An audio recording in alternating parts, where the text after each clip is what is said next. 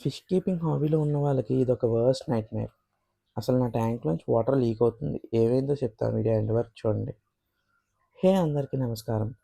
రీసెంట్‌గా నేను క్రేఫిష్ తీసుకున్నాను తెలుసు కదా! దానికైతే ట్యాంక్ సెటప్ చేస్తున్నా ఇప్పుడు. మా ఫ్రెండ్ దగ్గర పాత ట్యాంక్ ఉందంటే అది తీసుకున్నా అనమాట. దానికి కొంచెం క్రాక్స్ ఉన్నాయి.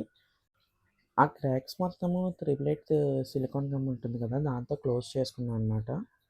ఇప్పుడు సరే అని నీట్‌గా రాక్ సాల్ట్ ఏసి క్లీన్ చేసుకుంటున్నాను దాన్ని మొత్తం తరోగా అయితే.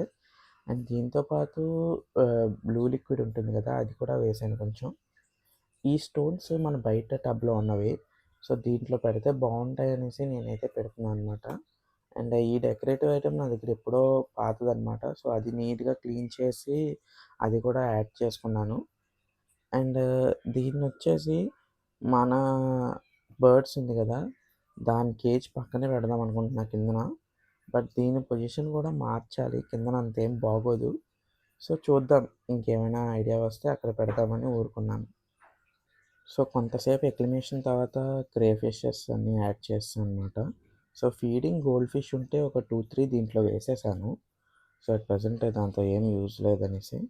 కొంతసేపు తర్వాత అలా చూస్తే వాటర్ లీక్ అవుతుంది.